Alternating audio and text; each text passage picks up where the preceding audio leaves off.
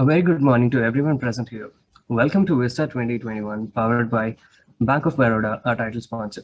Today, we bring to you a session on the instinct to innovate and what it means to be a tech entrepreneur today and in the future. This session features Mr. CP Gurnani, Managing Director and Chief Executive Officer of Tech Mahindra. We look forward to an enriching discussion to learn more from Mr. Gurnani himself on what it means to be a technology entrepreneur in today's world. The panel will be moderated by Professor Rahul Dev, who is a renowned expert in the domain of AI and currently a professor in the Information Systems Department at IIM Bangalore. Mr. Gurnani is an accomplished business leader with extensive experience in international business development, startups, turnarounds, mergers, and acquisitions. He has played a pivotal role in Tech Mahindra's transformation journey and one of the biggest turnarounds of Indian corporate history, the acquisition and merger of Satyam. In a career spanning 40 plus years, he has held several leading positions with Hewlett Packard, Perot Systems, and HCL. Mr. Gurnani has also served as a chairman of NASSCOM for the year 2016 to 2017. He is on the board of Mahindra Educational Institutions and is a member of the board of management of Mahindra University, which is a private university promoted by Mahindra Educational Institutions to educate future citizens for a better world and a better future. He's also the chairman of IIM Nagpur and the founding trustee of Plaksha University. Mr. Gurnani has also been featured in a Harvard case study on Tech Mahindra and the acquisition of Satyam Computers. We are very excited to have you today here with us, sir. Thank you. Our moderator for today is Professor Rahul Dev. Professor is a faculty member at IIM Bangalore in the Information Systems Department. Thank you, sir, for being here today with us. We request the audience to put up any questions they have in the Q&A section under the chats option on the platform. With this, we would like to hand over the floor to Professor to kick off the session. Over to you, Professor. Right, thank you so much. And welcome, Mr. Gurnani. I hope it's okay if I call you CP. I think we are possibly of the same age group. It is wonderful that you have agreed to come. And this topic, the instinct to innovate, is very important for our students, for us also. As we see today, the world is changing significantly towards a very strong IT surge. I have called it a digital surge that is going on in publications. And we see that the IT role is stronger than before, also because of the pandemic. And so we will hope to have a conversation. I'll just ask you to say a few things before I have a few questions that I will pose to you. And before we do that, over to you, CP. So thank you so much, Professor Day. And I'm really honored that on a Sunday morning, some of you have got together to have a conversation. It's a two-way conversation. I learn as much as I tend to share my experiences. The reality is innovation, entrepreneurship, and management, all three have got interlinked. Thanks to the advent of technology, thanks to the new age of business. In 2003, we didn't know what a unicorn meant. In 2021, we will probably have 100. So clearly it shows how the business and the paradigms around us have changed. So I think, Professor Dave, it's really a pleasure to interact and hopefully we'll all have fun together. I'm conscious that Sunday mornings are meant for fun only. Yes, they are. You have been part of an industry that has been as dynamic as it can get. And I'm sure you've had, personal experiences, that would be very valuable to us. So to begin with, if one is aspiring to follow the same path as you, what would be some learnings you would share today? Where would one start to get this instinct to innovate? So again, so let's do it in two parts, Professor Day. One is clearly what is this industry and what does the future of the industry look like? To me, this is in a way a reflection of what India and its aspirations are. That an Indian IT industry, which has now got illustrious people like Narayan Murthy, or now the chairman of Tata Sons and Chandra. I mean, it only shows is that if you are in the right industry at the right time, you can become the chairman of Tata Sons. And I'm just, as I said, I'm trying to make fun out of the whole morning, but there is a message in this fun. The fundamental message for students and all learners is that in India, if you give the same conversation, why Chandra is the chairman, or somebody will say luck. If you go back and talk to somebody who is a management guru like Professor Howlday, he would say timing. The third person could come back and say it is persistence, perseverance, hard work, whatever. I mean, my point of view is that there will be different connotations to success. And yes, I'm lucky that I was in the right industry at the right time. Yes, I was lucky. The only change was the constant, and it was proven because when I joined the industry and to today, I mean, the fact is, all of us know that you can talk to Alexa, you can talk to the Google, and pretty much do every function that you normally do in computers. I mean, I met Dr. Devi Shetty the other day, and he shared with me that all his operations are run through natural language interface, through voice-enabled interface, and everything, 80% of his hospital is run on natural language interface. Now think about it. What does this show you? This show you the next development is not what you speak, it's also what you think. Now, as long as we can all understand that the future is a combination of human experience management, which in a lot of different words will mean how well you get along with a team, how well you are able to lead a team to success. The second part of that equation would be technology. And the third part of it would be whether you call it an experience or whether you call it a case study method, but ultimately there will be parameters which will define experience. Now, some people now have to define, this is where you come to CP Gurnani. For CP Gurnani, 70% of the actions are driven by instinct. Now, is my instinct a combination of, inspiration? Is it a combination of innovation? Is it a combination of quality of my thinking? Or is it a combination of rallying together the dreams of hundreds of people together?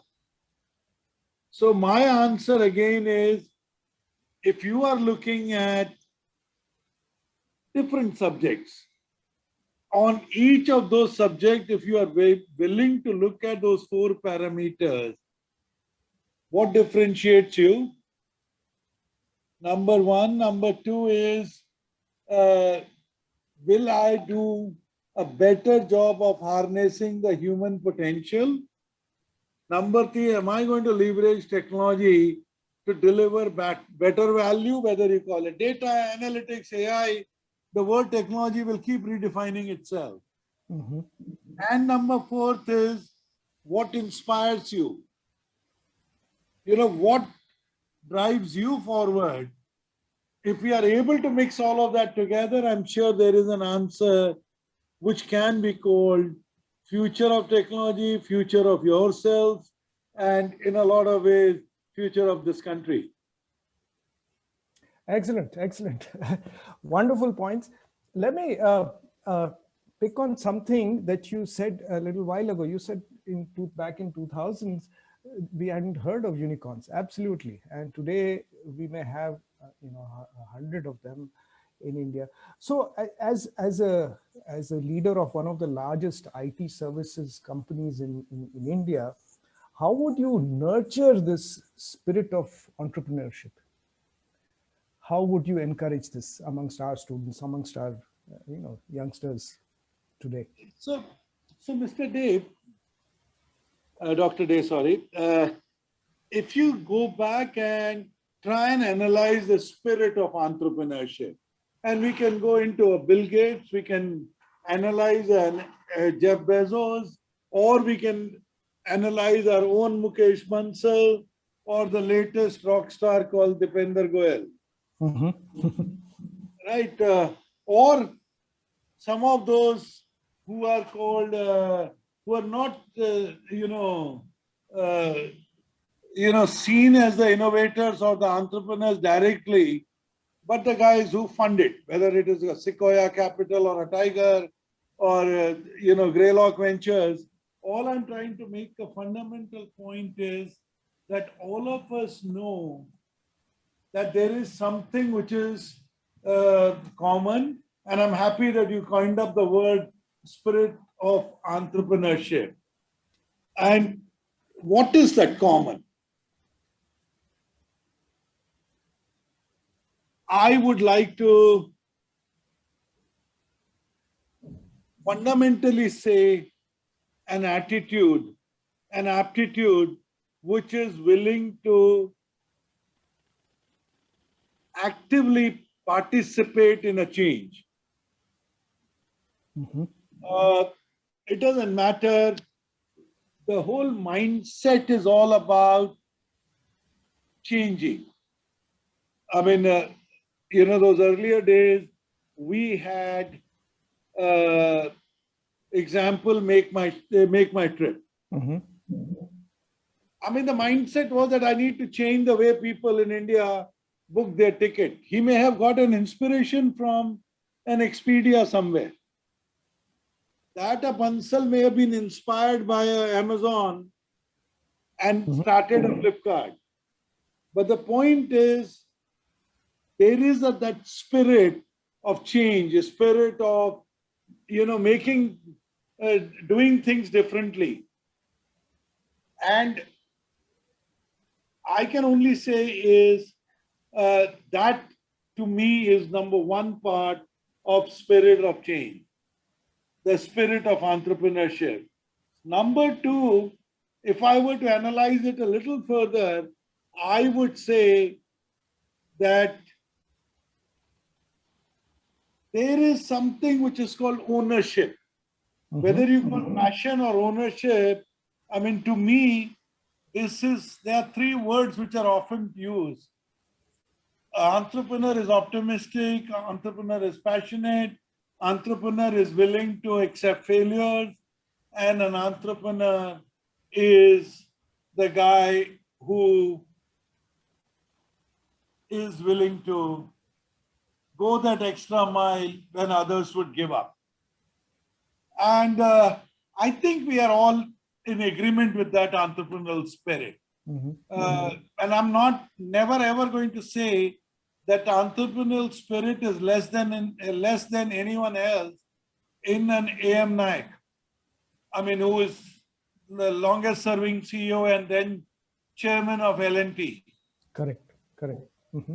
I would not say that that's not the same spirit in Aditya Puri. Right? I mean, so on one hand, when you look at a Dhirubhai Ambani who, became the poster boy of Indian entrepreneurship, when you look at the Karsanbhai Zaveri who became the second poster boy because of Nirma. I mean, I don't know why I'm giving you all Gujarat examples.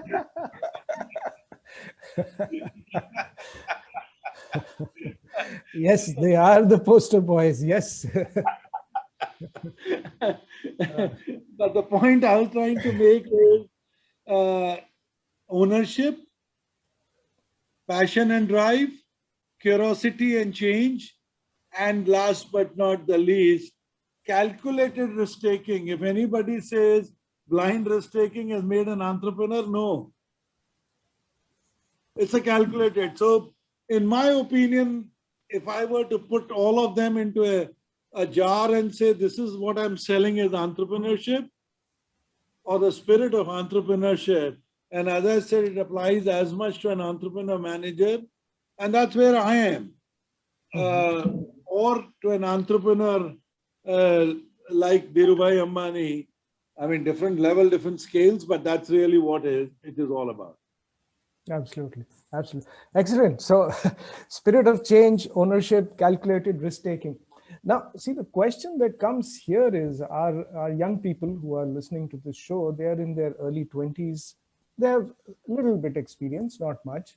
So the question they would ask here is, should you jump into entrepreneurship now with little experience, or should you wait? Should you wait, gain more experience, go get a job, maybe work with Tech Mahindra, etc.? What would you say? So I can give you a story of both my children.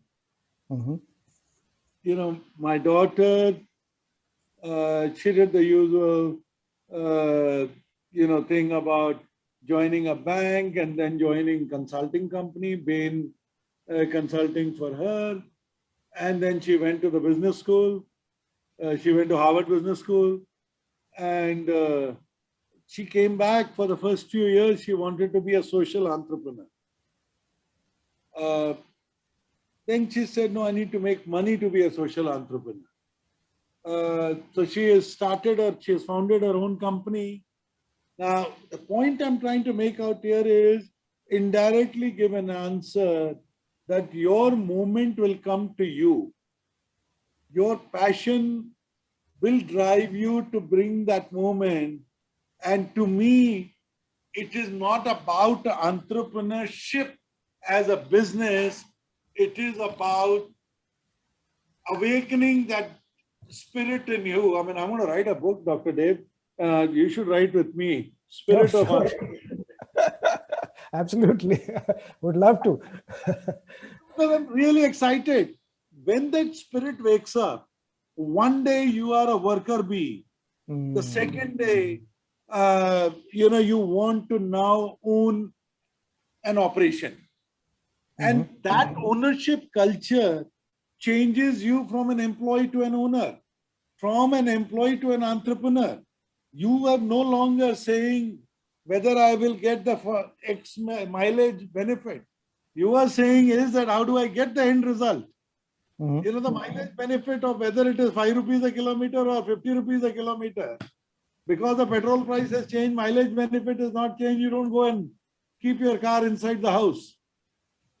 Because your ownership drives you to get that business. Ownership drives you to complete an operation. That ownership drives you to get a better price of the land parcel that you were negotiating.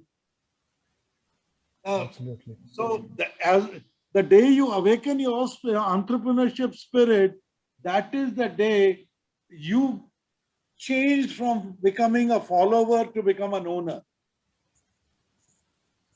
I mean, in a crude English, I would say yesterday when you were a follower, you were a clerk. Now you become a leader. Okay, right. Excellent analogy. Okay. So let me follow up with that. You as CEO, you have to manage a lot. You have to manage people, you have to manage culture, growth, technology.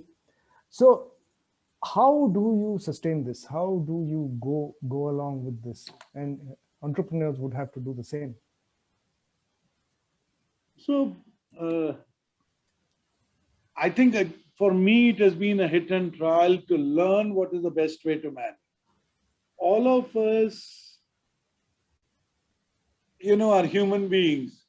a more driven human being will have 100 goals to achieve in the next 3 years. A less driven one will have 40 goals to achieve in the next 3 years. Right? And as I said, when do you become follower to leader? Those 100 goals will become a reality for everyone. So whether it is Mr. M. Naik or whether it is Gautam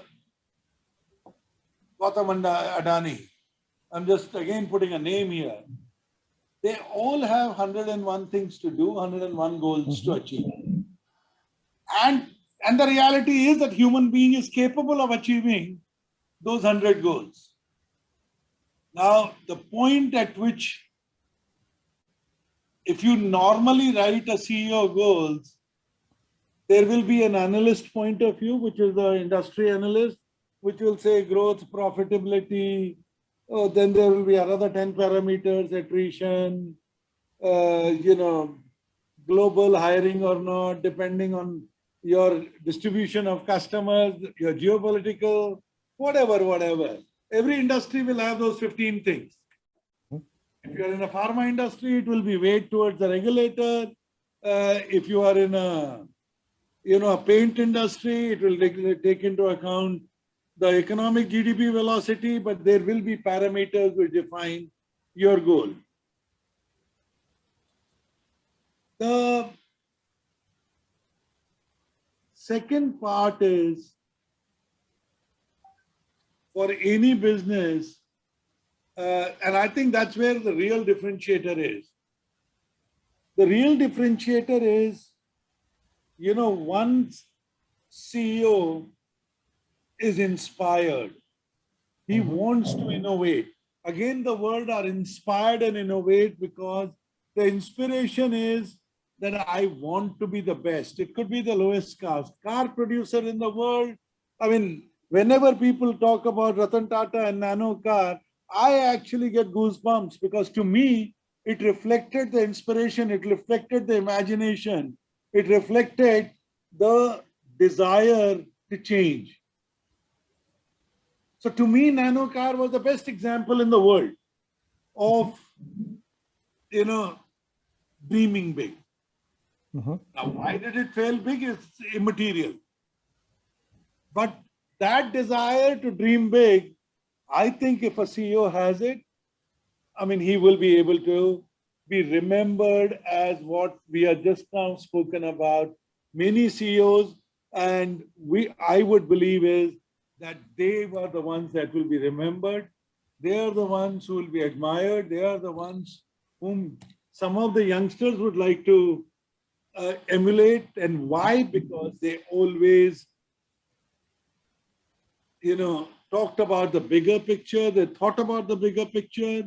And the second part, which in my opinion, many of the young entrepreneurs forget, that you need experience. You need professional teams. You may be the catalyst. A Vijay Shekhar Sharma cannot succeed at Paytm unless he brings in a world-class team. Absolutely. And that world-class teams succeed. The car racer in a Formula E1 is not the only guy who's winning. Hundreds of people who slog with him, and the better people slogging with him makes that other guy look even better. So to me, that's the second one that I would look at. The third part is more to do with,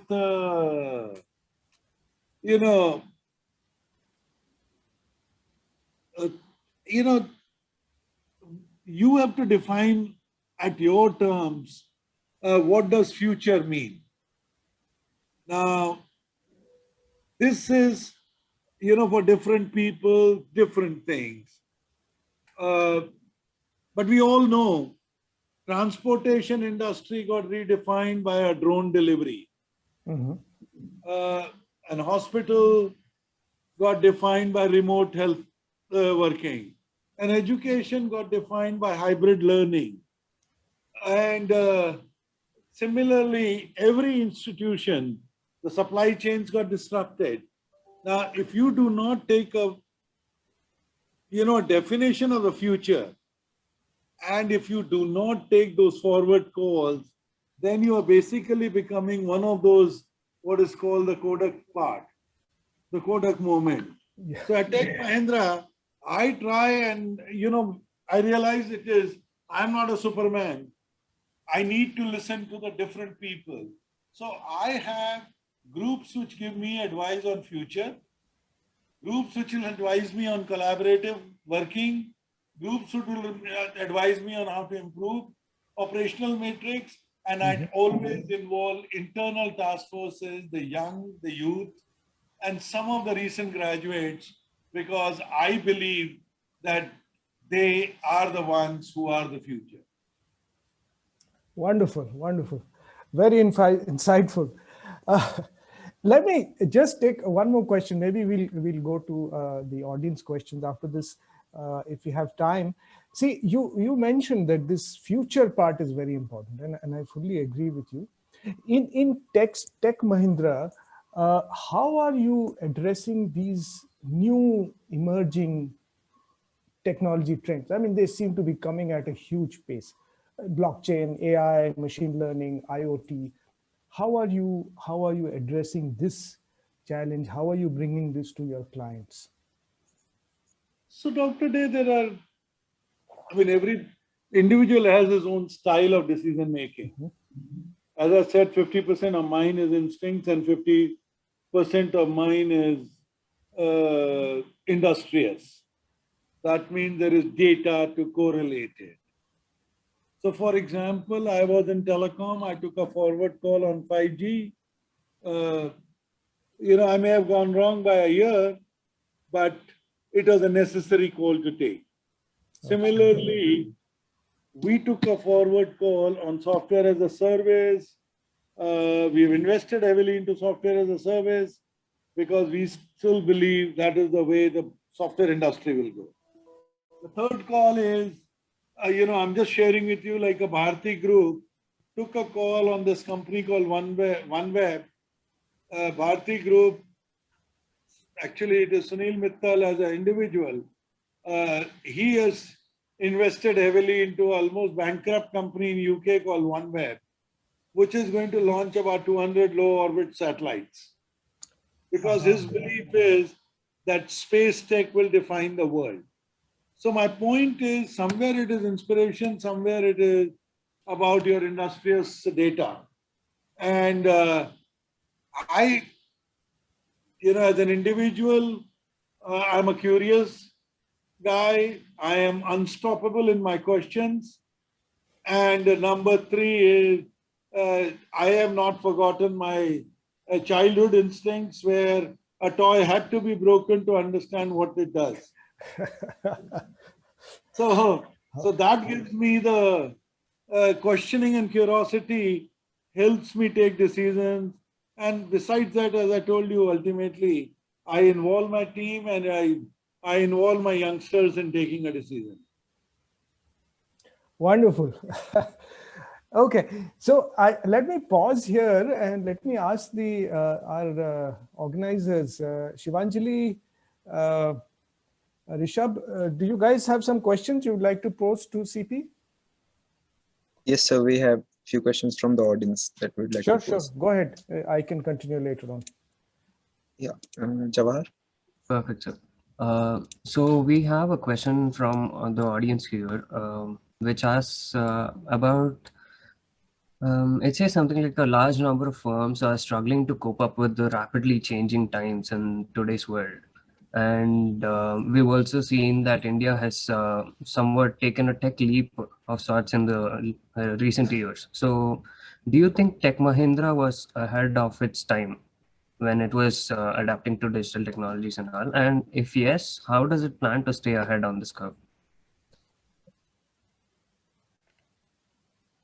So, I don't know who asked this question, but I can only tell you is that there are certain industries which are lag industries, and Tech Mahindra, if it chooses to remain only as a service organization, and let me give you an example of what I consider as lag industries.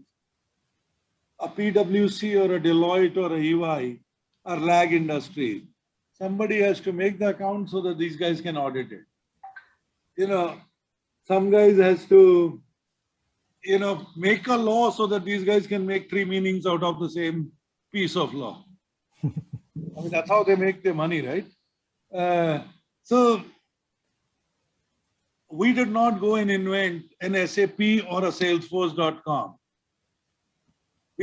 Some AWS went and created what is called the cloud industry. So if we are able to spot the winners and adopt ourselves, not that we have an easy task, because in today, as I speak today, I have to take a decision on blockchain, whether I write my own operating system for blockchain. Number two, I have to look at what quantum computing would look like in 3 years' time. And we shared with you, 5G is the beginning, it could be 6G. Number fourth is AI is only the beginning. There is no end to what AI would look like. And will I become one of those companies which will have its own product or a platform, or should I stay with the core knitting of my business of providing services with some of my partners to the end user?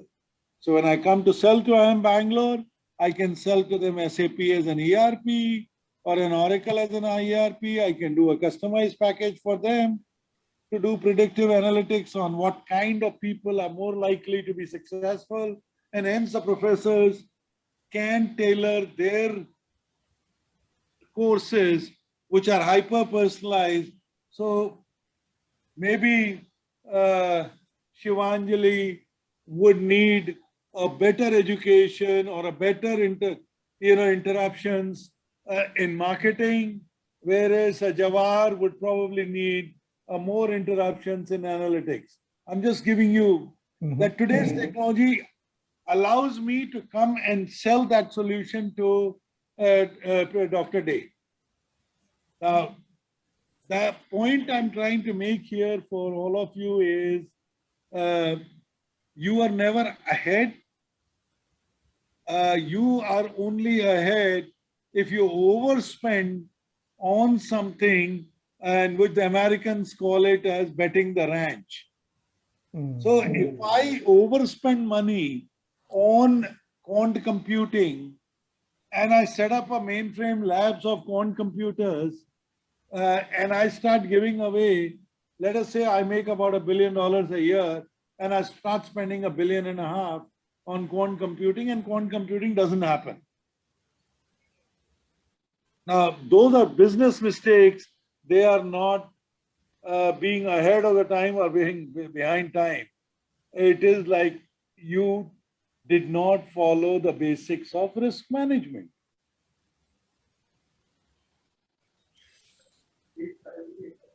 Thank you, sir. We have one more question from the audience. So the Tech Mahindra currently have partnered with IBM to generate $1 billion business over the next 3 years by jointly offering solutions in 5G. And also centers of excellence are planned to be started in Tech Mahindra's campuses. So how do you see if telecom can be leveraged in the IT sector with the 5G coming in the next few years? So again, go through the list of technologies where IBM is probably the best. My opinion, they have a very, very smart CEO. Coincidentally happens to be from India. So what has Arvind realized? One is the basic maths as a smart CEO. His business was about 50% services and 50% products. Product total shareholder value return can be 4 times the revenue to 10 times the revenue. I mean, you guys are all management students, you can do your own research. Services revenue is typically 2.5 times. I mean, these days, there is a little bit of a tailwind, so we are all getting about 3 to 4 times, but still it is 4 versus 10. Now, the whole company was being valued on the services part, not on the product.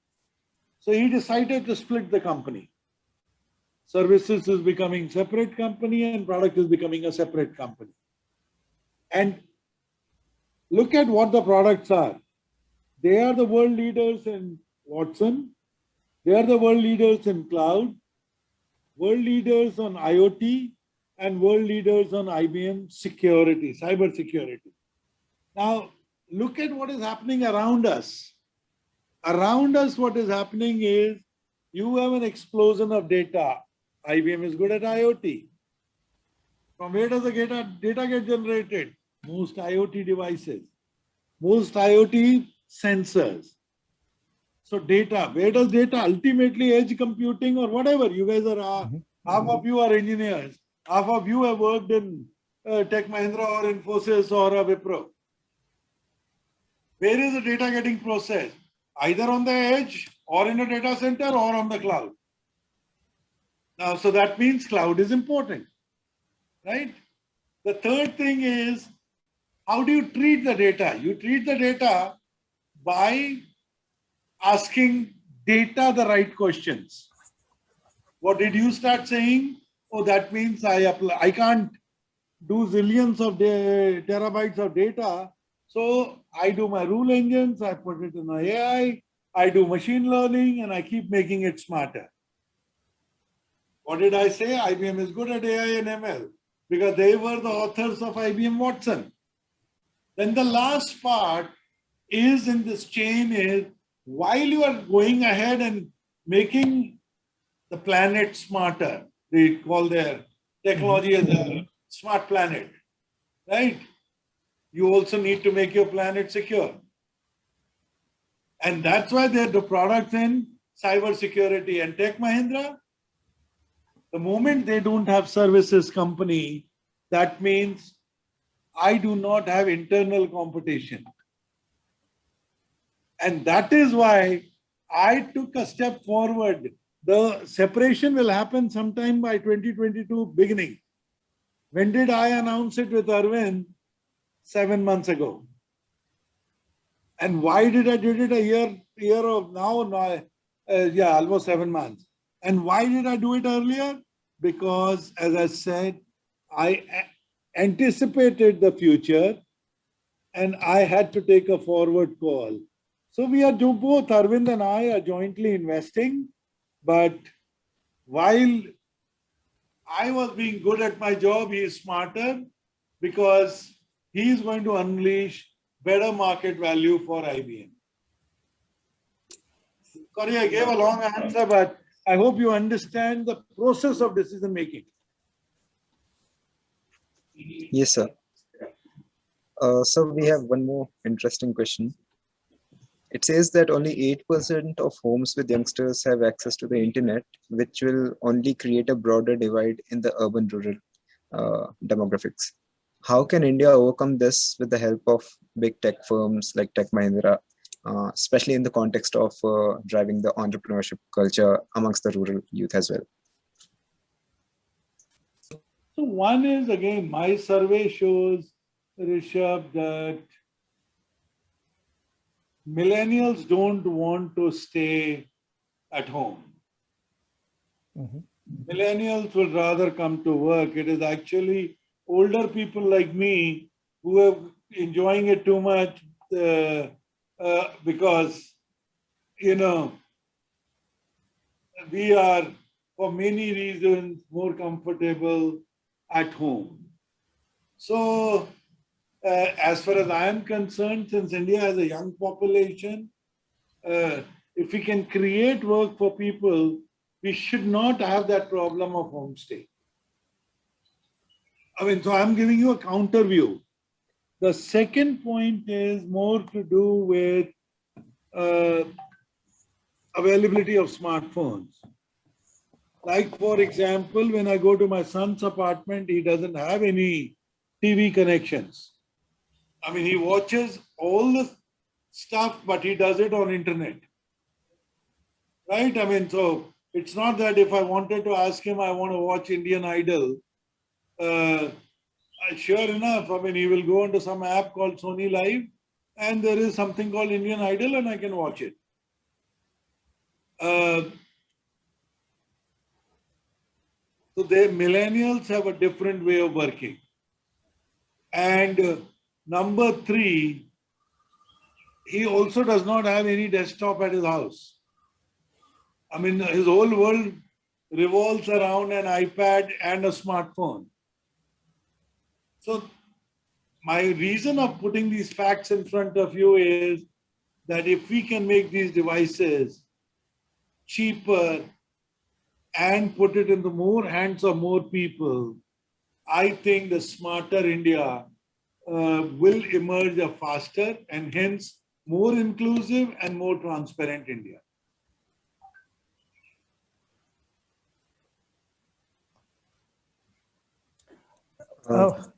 Thank you. Go Professor. ahead. No, I was going to chip in. Is that okay, Rishabh? Yeah, sure. Yes, please, sir. So CP, excellent points. I love this point that you're making about the future thinking, how you have to anticipate what is coming in the future and take a risk on it. I love that point. Let me ask you another thing. Are you, as CEO of a large company, are you facing a skill gap of any sort? Do you think we have sufficient skills in India? Are we doing enough about training?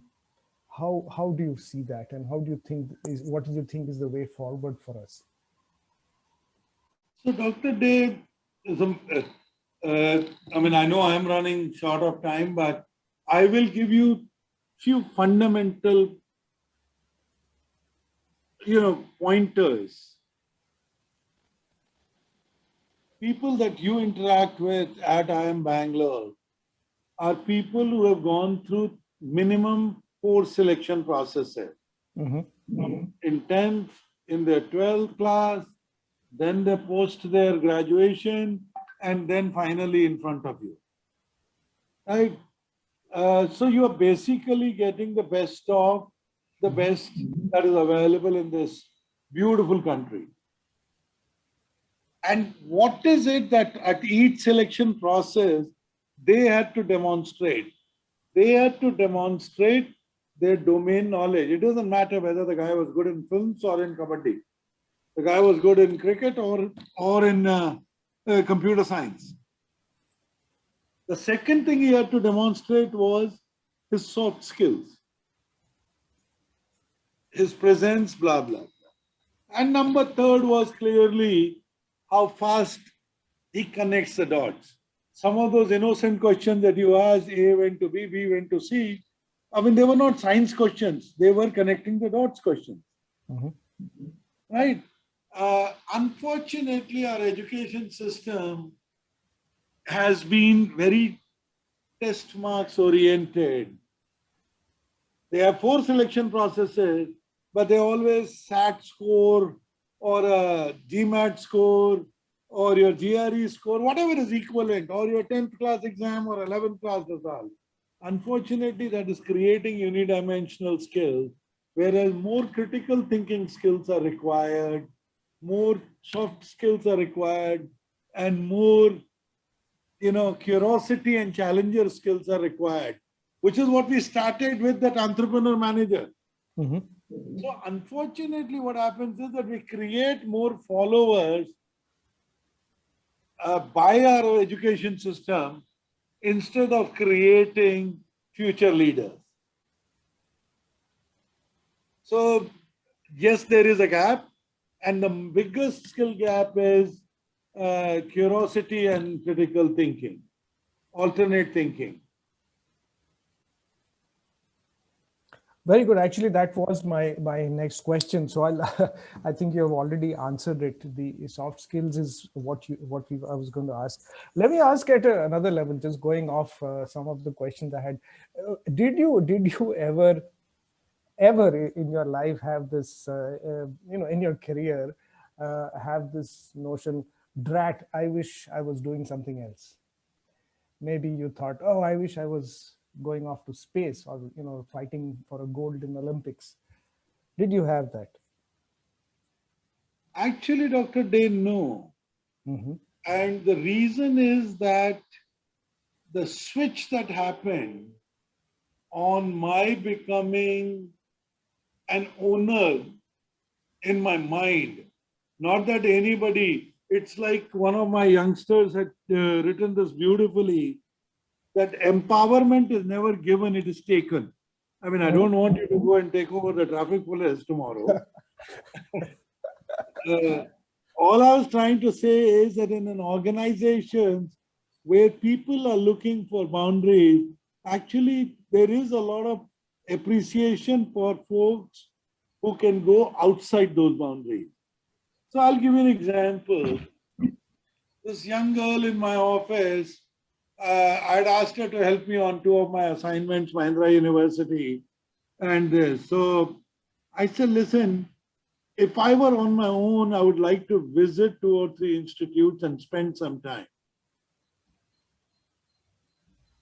I get a mail that I'll be out for 2 or 3 days, and I'm visiting a few institutes.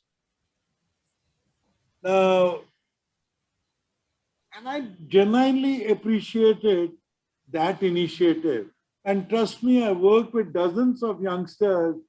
In COVID environment, somebody to say, I'm going to go to Sonipat and visit Ashoka University and a Jindal Law School or whatever. On my own, I'll go to Greater Noida and Shiv Nadar University and I'll go to MDI. Trust me, not many people take that initiative. Mm-hmm. So I can only say they're more like my concluding remarks, but I have no regrets because I took the initiative. I have no regrets because I had 100 goals list. Yeah, sure. I mean, I may not succeed in a few, but I succeeded in more than I failed in or I did not do. And that's what keeps me going, whether it is a Saturday or a Sunday, because I don't know what is Saturday or a Sunday. And not that I'm a workaholic completely, but all I'm trying to say is that whatever my 100 goals are, I pursue them with a passion. So that is why I have no regrets. Wonderful. Pleasure chatting with you, CP. I think we are at the close, so I'll hand over to our organizers. I must catch up with you. Sadly, we are locked away. But if I do get a chance, if you are here, please knock. Just say something. I'll come by and meet you. Pleasure chatting with you. Wonderful. Thank you. Thank you, Dr. Thank you so much, Mr. Gurnani, for the insightful session and charting out time from your busy schedules. We'd also like to thank Professor Day for making the discussion interesting through his questions. The session has really been an enlightening one for us, and we really like the points like how you related inspiration, spirit of change, taking calculated risks, and the industry dynamics with the entrepreneurial journey that one undergoes. And also, it was very insightful to learn that how businesses need to take calculated risks and not overspend for the sake of being futuristic, as you mentioned in the case. Thank you once again, sir, for this profound discussion. And we would be really looking forward to your book whenever it comes along. That will now depend on Dr. Day. I'm always willing. Absolutely. All right. Thank you. And just one more thing, sir. As a small token of our gratitude, we have made a contribution to Enrich Lives Foundation in your name. So this contribution has helped serve 3 square meals to 10 children impacted adversely by COVID. So we'd like to thank you for the same. Thank you. Thank you so much. It was a very nice gesture.